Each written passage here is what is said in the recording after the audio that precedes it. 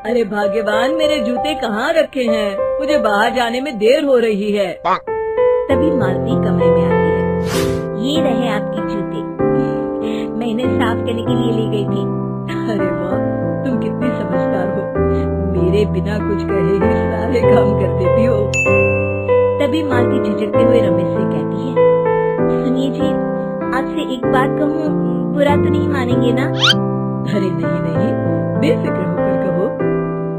शादी से पहले मैं अपने मायके में नौकरी करती थी। मैं चाहती हूँ कि अब मैं फिर से नौकरी करना शुरू कर दूँ। वैसे भी सारा दिन घर में बोर हो जाती हूँ।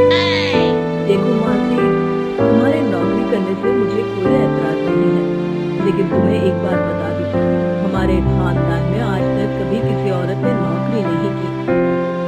फिर भी एक बार तुम माँ से पूछ कर देखो, अगर वो तुम्हें नौकरी करने की इजाजत दे देती है तो अच्छी बात है। रमेश वहाँ से चला जाता है। फिर उसी शाम मालती अपनी सास के पैर दबा रही होती है।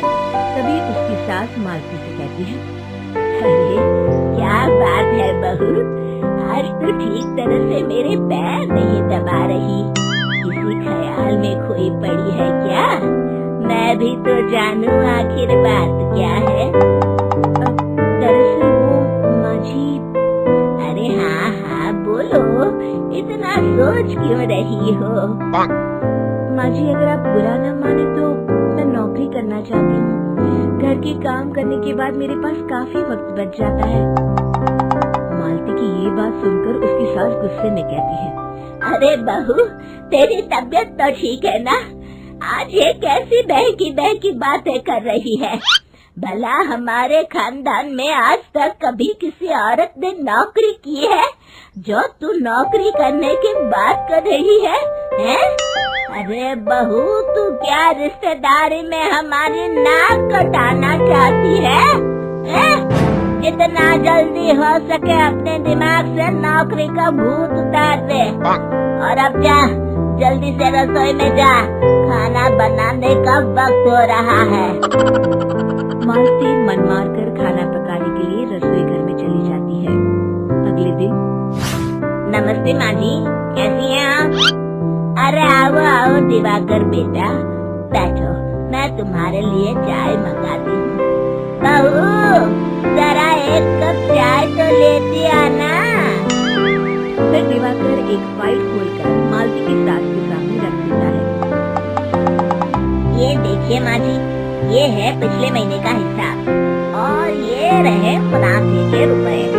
एक बार हिसाब देख लीजिए और इन कागजों पर अपने दस्तखत कर दीजिए। अरे दिवाकर बेटा, मैंने भला आज तक कभी तेरा हिसाब देखा है जो अब देखूंगी? ला बता, कहाँ दस्तखत करूं? तभी मालती चाय लेकर वहाँ आ जाती है और अपनी सास को बिना कागजातों को पढ़े इस तरह लापरवाही से दस्तखत करते हुए देखकर हैरान रह जाती है। अच्छा माँ जी, अब मैं चलता हूँ, फैक्ट्री में बहुत काम है। फिर दिवाकर वहाँ से चला जाता है। कुछ दिनों बाद मालती बाजार में कुछ सामान खरीद रही होती है। तभी एक बूढ़ा आदमी उसे आवाज देता है, अरे मालती बेटी, कैसी हो? मुझे पहचाना? मैं तुम्हारी कंपनी में मुनीम का काम करता हूँ। हाँ चाचा जी, मैं आपको बिल्कुल पहचानती हूँ। कहिए, कैसे हैं आप? मैं तो ठीक हूँ। कंपनी में कुछ भी ठीक नहीं चल रहा, यहाँ तक कि हमें ठीक वक्त पर तनख्वाह भी नहीं मिलती। ये आप क्या कह रहे हैं? अब क्या बताऊँ, आप लोग तो कभी हिसाब किताब देखने दफ्तर आते नहीं। मेरी मानो तो एक बार आप लोग दफ्तर आकर सारा हिसाब किताब देख लो, आपको असलियत पता चल जाएगी। अच्छा बेटी, अब मैं चलता हूँ, देर हो रही है। फिर वो बूढ़ा वहाँ से चला जाता है। वहीं दूसरी तरफ मालती घर पहुँचकर अपनी सास को सारी बात बताती है। तभी वहाँ रमेश भी आ जाता है, लेकिन मालती की सास मालती की किसी भी बात पर विश्वास नहीं करती। तभी रमेश कहता है, अरे माँ, बिना आग के कभी धुआं नहीं उठता।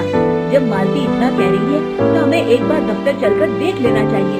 वैसे भी हम लोग काफी दिन से अपने दफ्तर नहीं गए हैं। इस तरह किसी एक आदमी के भरोसे काम छोड़ना मुझे भी ठीक नहीं लगता। अगले दिन वे सभी अपने दफ्तर पहुँचते हैं और सीधे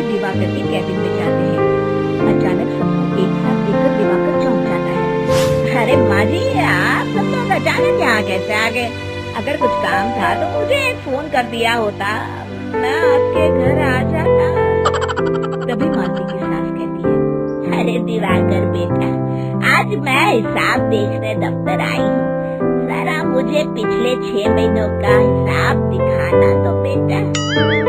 दिवाकर घबराते हुए हिसाब की फाइल मालती की सास को देता है। मालती की सास फाइल लेकर मालती को देती है और कहती है, ले बहू, देख ले हिसाब। मालती फाइल को बड़े गौर से देखती है और अगले ही पल उसे सारी गड़बड़ी समझ में आ जाती है। वो अपनी सास से कहती है, माँ जी, मुनीम चाचा बिल्कुल सही कह रहे थे। हमारी कंपनी में पिछले 6 महीनों में जितना मुनाफा हुआ है, हमें उसका आधा पैसा भी नहीं मिला। यूँ समझ लीजिए कि 1 रुपये में सिर्फ चवन्नी ही हमारे हाथों में आई है।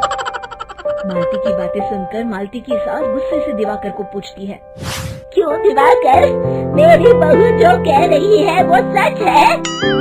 दिवाकर समझ जाता है आज उसका भांडा फूट चुका है। वो गिड़गिड़ाते हुए कहता है, मुझे माफ कर दीजिए माँ जी, मैं पैसों के लालच में अंधा हो गया था। अरे वाह दिवाकर, तू तो एक नंबर का चोर निकला। इतने दिनों से मैं तुझ पर आंख बंद करके भरोसा करती रही और तू मुझे ही चुना लगाता रहा। अभी के अभी निकल यहाँ से और दोबारा अपनी शक्ल मत दिखाना। दिवाकर वहाँ से भाग जाता है। मालती की सास मालती को शाबाशी देते हुए कहती है, बहू, आज मैं समझ गई कि पढ़ाई लिखाई हमारी जिंदगी में कितनी जरूरी है। मैं बहुत किस्मत वाली हूँ जो मुझे तुझ जैसी बहू मिली है।